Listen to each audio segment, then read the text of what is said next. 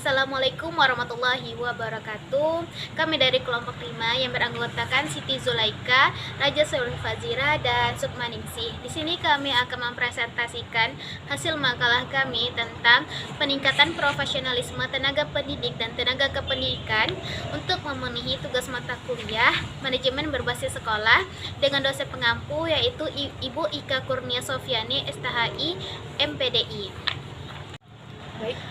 Baiklah, untuk mempersingkat waktu, saya langsung saja ke materi pertama, yaitu tentang profesionalisme tenaga pendidik dan tenaga kependidikan. Pertama, pengertian profesionalisme. Profesional adalah pekerjaan khas yang memerlukan keahlian atau ilmu pengetahuan yang digunakan dalam aplikasi berhubungan dengan orang lain, instansi, atau lembaga. Di dalam Undang-Undang Nomor 14 Tahun 2005 tentang guru dan dosen dijelaskan profesional adalah pekerjaan atau kegiatan yang dilakukan oleh seseorang dan menjadi sumber penghasilan kehidupan yang memerlukan keahlian, kemahiran, atau kecakapan yang memenuhi standar mutu atau norma tertentu serta memerlukan pendidikan profesi.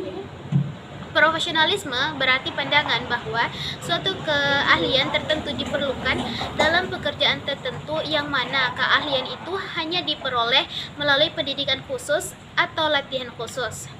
Dalam hal ini terkait dengan guru dan dosen sesuai dengan yang diamanahkan Undang-Undang Nomor 14 Tahun 2005, standar minimal dari bentuk keprofesionalan tenaga pendidik dibuktikan dengan dibuktikan adanya sertifikat pendidik dari baik guru maupun dosen. Pengertian tenaga pendidik dan kependidikan. Pendidik adalah orang yang mendidik atau juga disebut pengajar. Menurut Undang-Undang RI Nomor 20 Tahun 2023 tentang Sistem Pendidikan Nasional Bab 11 Pasal 39, pendidikan merupakan tenaga profesional yang bertugas merencanakan dan melaksanakan proses pembelajaran, menilai hasil pembelajaran, melakukan pembimbingan dan pelatihan, serta melakukan penelitian dan pengabdian kepada masyarakat, terutama bagi pendidik pada perguruan tinggi. Berdasarkan paparan di atas, maka dapat disimpulkan bahwa pendidik adalah tenaga profesional yang berkualifikasi sebagai guru, dosen, konselor, pamong belajar, tutor, instruktur, fasilitator, dan sebutan lainnya.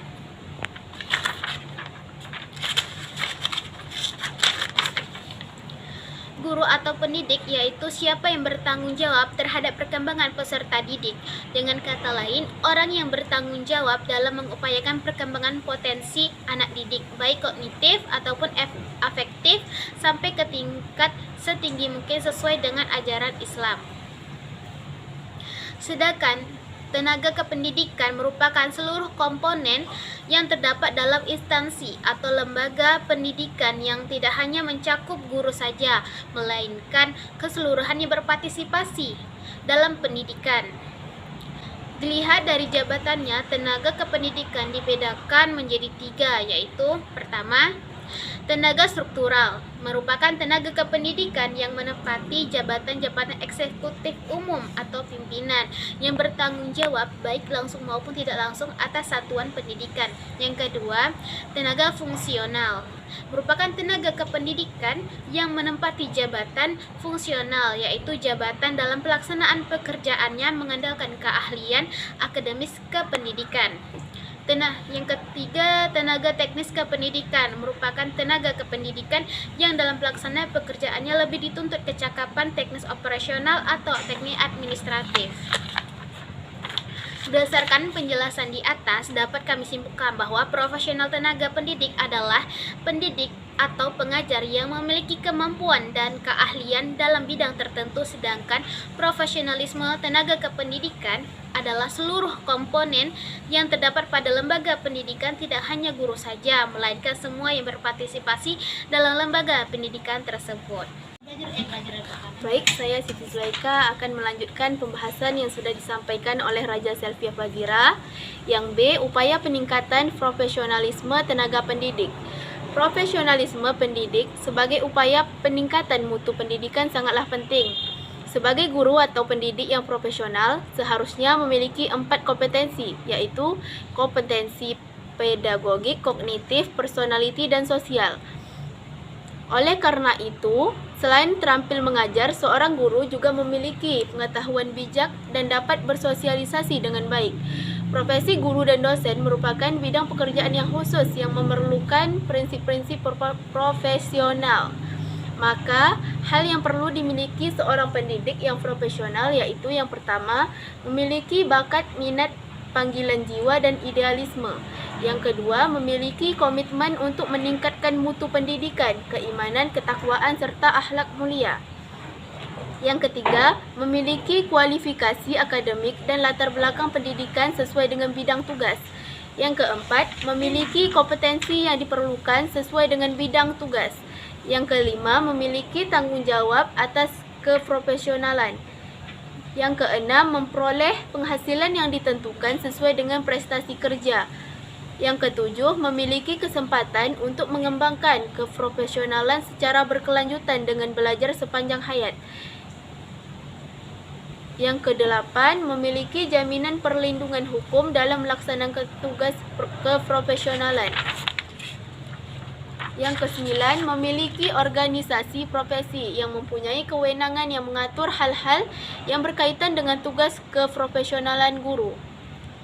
Sedangkan untuk lebih mendukung tercapainya peningkatan kemampuan profesionalisme guru, pemerintah dalam hal ini Depdiknas senantiasa secara periodik memfasilitasi kegiatan melalui A. Peningkatan kualitas guru melalui penyelenggaraan penyetaraan di setiap jenjang pendidikan. Yang B. Peningkatan kemampuan profesionalisme guru melalui kegiatan penataran atau pelatihan bekerjasama dengan lembaga-lembaga penalaran atau diklat. Yang C. Memotivasi pengembangan kelompok kerja guru melalui PKG, PSB, SPKG, PPPG, dan sebagainya. Yang D. Penyesuaian penataran atau pemerataan jumlah guru dalam berbagai jumlah studi atau mata pelajaran guna memenuhi kebutuhan kurikulum. Yang E. Mensubsidi bantuan tenaga guru serta melakukan pembinaan mutu guru pada setiap sekolah, khususnya sekolah swasta. Yang F. Melakukan pembinaan karir guru sesuai jabatan fungsional guru. Yang G. Secara periodik berusaha meningkatkan guru melalui berbagai cara. Upaya-upaya peningkatan profesionalisme guru ini harus dilakukan secara sistematis. Maksudnya adalah dirancanakan dengan matang, dilaksanakan secara taat asas, dan dievaluasi secara objektif. Seharusnya yang melakukan upaya peningkatan profesionalisme guru ini tidak hanya para kepala sekolah maupun pemerintah, tetapi yang paling menentukan yakni guru yang bersangkutan. Meskipun telah diikuti pelatihan atau telah disupervisi tanpa disertai kemauan dan kesadaran dari guru yang bersangkutan. Oleh karena itu, semua kegiatan yang dilakukan akan sia-sia. Yang C. Upaya peningkatan profesionalisme tenaga kependidikan.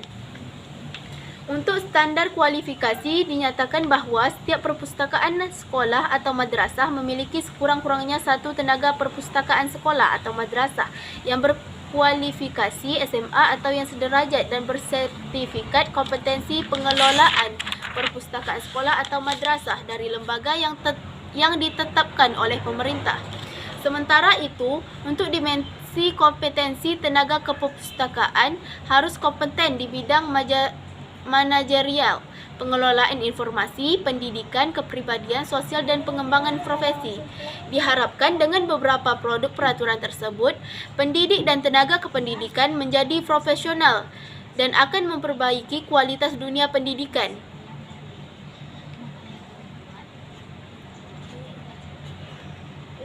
Menjadi profesional memang telah menjadi keharusan bagi pemangku pendidikan. Menurut hal pekerjaan profesional dicirikan 6 hal.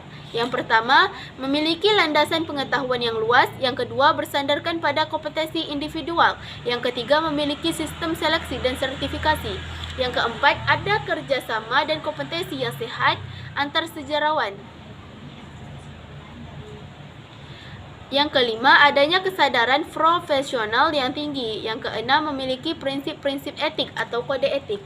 Yang ketujuh, memiliki sistem sanksi profesi. Yang kedelapan, adanya militansi individu. Yang kesembilan, memiliki organisasi profesi. Baiklah, saya Sukmaningsih. Saya akan melanjutkan pembahasan dari Siti Zulaika. D. Peran kepala sekolah dalam meningkatkan profesionalisme tenaga pendidik dan tenaga kependidikan. Dalam mendukung peningkatan profesionalisme pendidik dan tenaga kependidikan, pemerintah Indonesia telah mengembangkan beberapa mekanisme. Mekanisme yang paling utama adalah peningkatan profesionalisme melalui gugus sekolah serta pembinaan profesionalisme di masing-masing sekolah.